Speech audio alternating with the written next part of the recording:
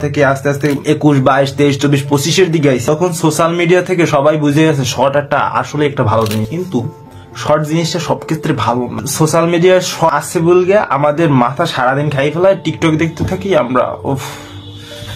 অনেকে ভাববে এই ছেলেটা মনে করে পাগল ঠাগল হয়ে গেছে, এই ছেলেটা গেনি কথা বলতে আছে, কিন্তু আমি পাগলই নাই। আমি কিছু কথা বলতে চাই যারা শর্ট সিলেবাস আমি শর্ট সিলেবাস সম্পর্কে কিছু কথা বলতে চাই। অতটাও ভালো স্টুডেন্ট না, যতটা ভালো স্টুডেন্ট হলে একটা ছেলে বা একটা মেয়ে একটা লাইন পড়লে ওই লাইনটা মনে রাখতে পারে এবং ওই লাইনটার সম্পর্কে একটা আইডিয়া পাই যায় এবং ভালো মতো বুঝতে যায়।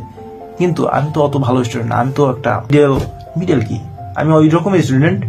একটা নাভিক যেরকম উজানের দাঁড় টানে, আমি ওই রকমের দাঁড় টানি। একটা বই কিনছি, একটা সাজেশন বই কিনছি কিসের জন্য?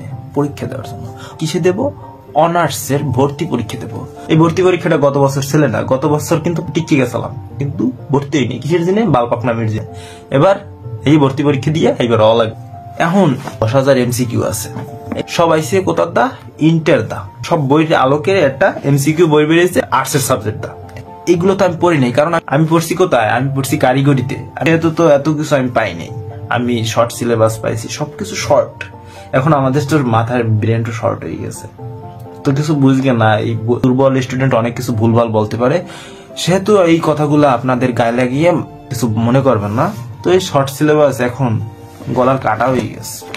এই যে কি পড়বো আমি, এই বিষয়টা কি পড়বো, এই যা পড়ি এই মনে থাকে না, এই বিষয়টা যা পড়ি এই মনে থাকে না। কি আগে কিছু পড়ি নেই, কি মনে থাকবে? গল্পটাই যাই না, খালি টিক পড়লে কি মনে থাকবে?